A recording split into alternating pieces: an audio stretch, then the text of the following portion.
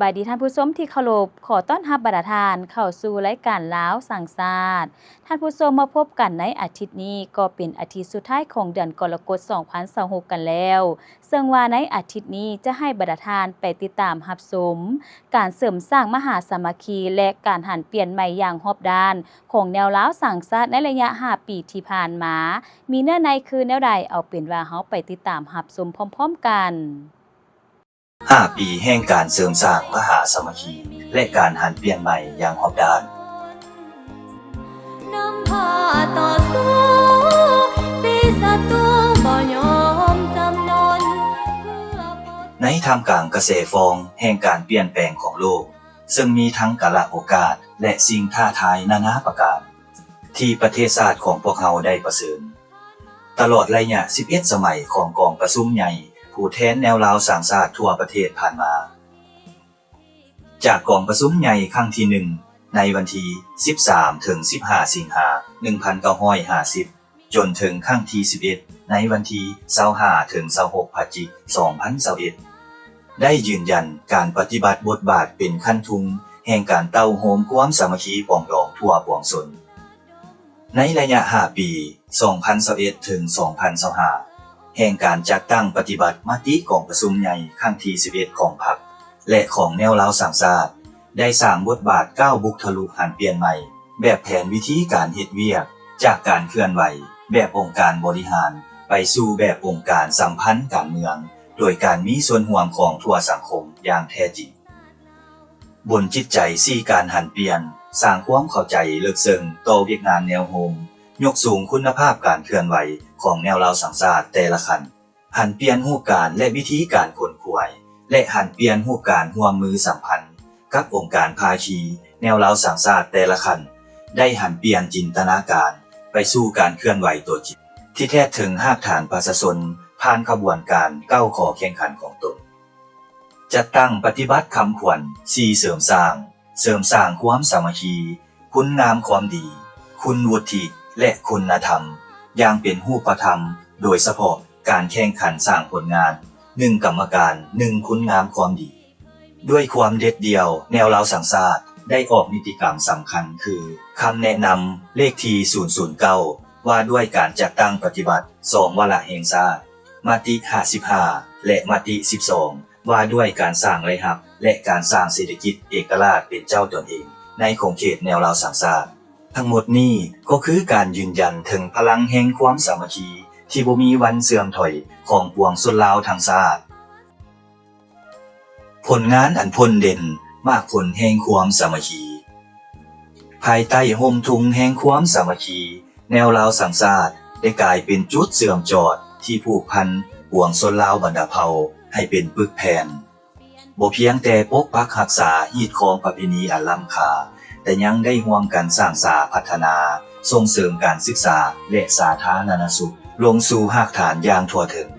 การเต้าโฮมความสามัคคีปองดองของแนวลาวสังสาสตร์แม่นเน้นใส่3เสาค้ำของสังคมคือ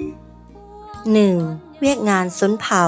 พลังแห่งมหาสามัคคีปองดองโดยพันขยายดำรัส348ทับลบ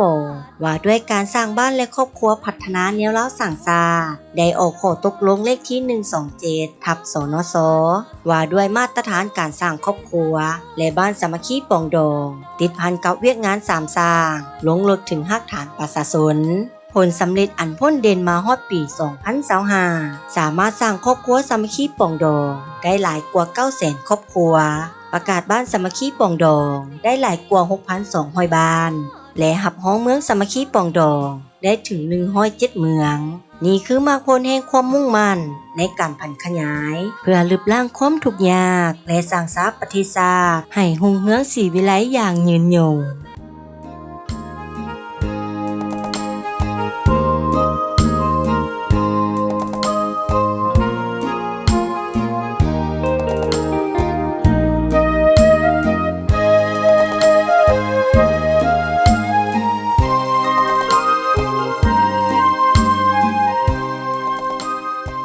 2. เวียกงานศาสนา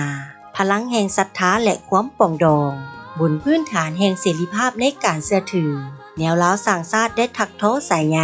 แห่งความเข้าอกเข้าใจระหว่างศาสนาต่างๆให้กลายเป็นหนึ่งเดียวแนวล้าวสร้างชาติได้ร่วมกับองค์การพุทธศาสนาสัมพันธ์ลาวและทุกการจัดตั้งศาสนาเพื่อหล่อหลอมให้ชาวศาสนิกชนกลายเป็นพลเมืองดีดำเนินพิธีกรรมอย่างถูกต้องตามหลักศีลธรรมและกฎหมายอันสำคัญแม่นการร่วมแรงร่วมใจกันประกอบส่วนด้านวัตถุปัจจัยเหงื่อแห้งเข้าในการพัฒนาและช่วยเหลือสังคม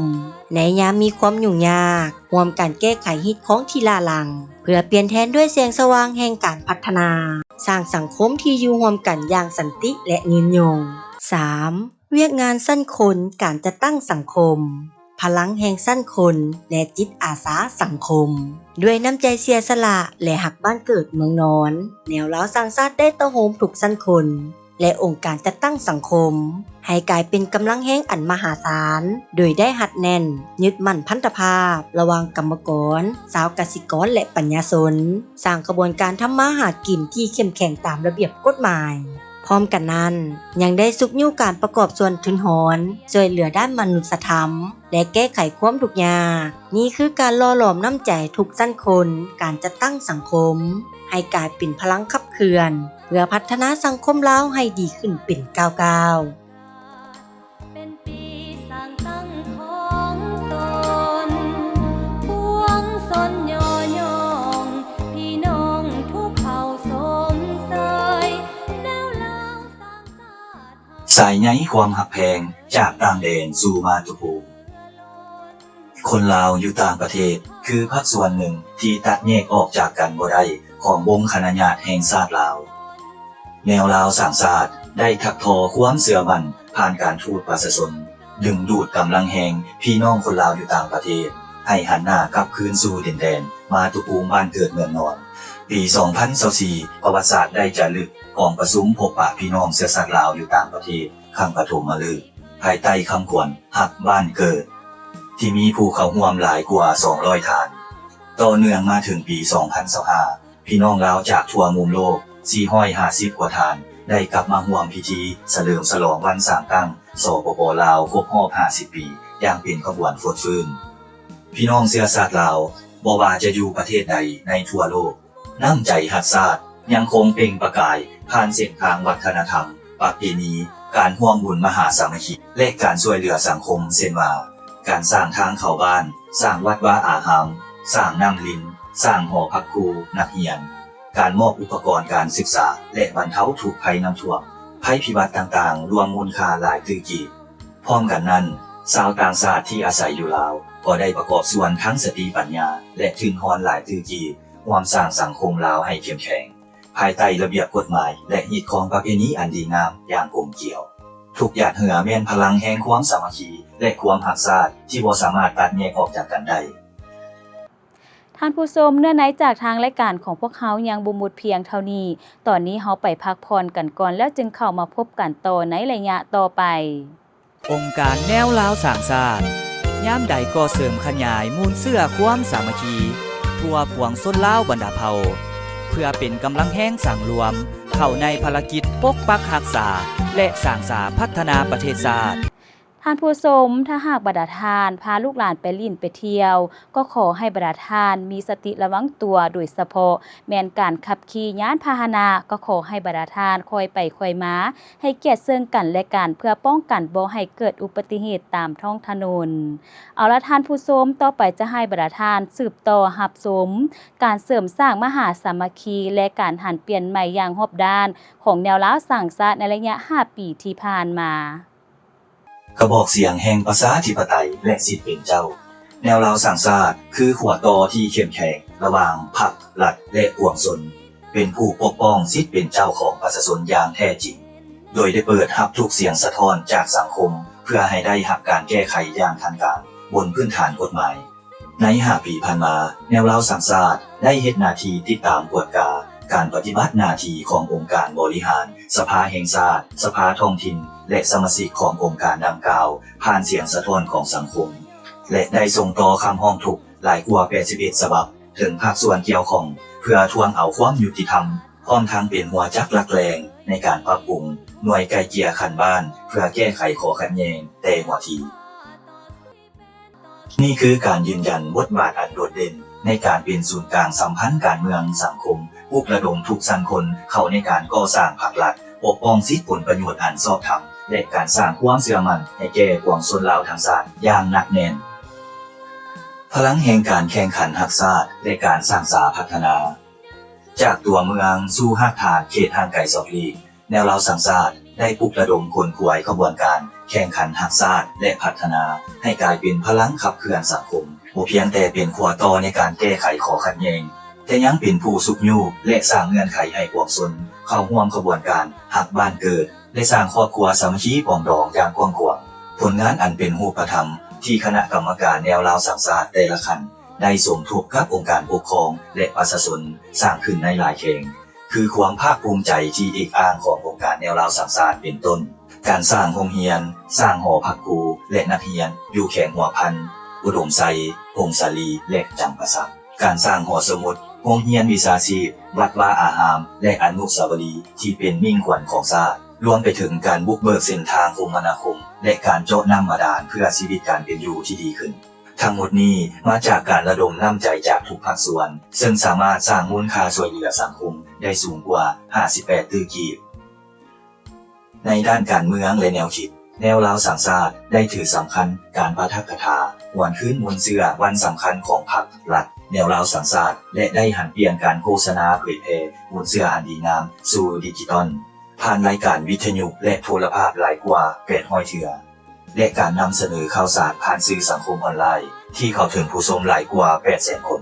พร้อมนี้ได้จัดพิมพ์หนังสือพิมพ์สามัคคีและพัฒนาวารสารลาวสังชาติแผ่นพับปึ้มหลายกว่า 50,000 ฉบับและสร้างแอปพลิเคชันวารสารออนไลน์เพื่อให้ข่าวสารเข้าถึงทุกคนได้ทุกวันทุกเวลาการประสานสมทบกับภาคีและกองทุนแห่งความหวังแนวราวสังชาติได้ยืนยันบทบาทการเป็นใจกลางแห่งการประสานงานโดยการจับมือกับบรรดาภาคีและกระทรวงต่างๆเพื่อสร้างผลงานอันโดดเด่นโดยได้ร่วมกันยู่แห่งการเก็บรายรับเข้างบประมาณรัฐให้ลื่นคาดหมายและหันเปลี่ยนสู่ยุคดิจิตอลอย่างเต็มตัวเป็นต้นการเสียภาษีอากรอันพ้นเด่นเป็นการสร้างกองทุนแห่งความสามัคคีเพื่อแก้ไขความทุกข์ยากซึ่งฮอดปี 2025 สามารถขยายกองทุนร่วมกับภาคธุรกิจได้ถึง25 แห่งมีทุนหมุนเวียนหลายกว่า100 ตื้อกีบพร้อมด้วยกองทุนพัฒนาคันบ้านอีก58 แห่งนี่คือผลแห่งการร่วมมือที่เปลี่ยนแปลงชีวิตของประชาชนลาวให้ดีขึ้นอย่างเป็นรูปธรรมเถื่อละกาวหากฐานทางปัญญาและการสร้างความเข้มแข็งแนวราวสร้างชาติได้สร้างตั้งสภาวิทยาศาสตร์เพื่อสั่งรวมมูลเชื่ออันล้ำค่าและถอดถอนบทเรียน40 ปี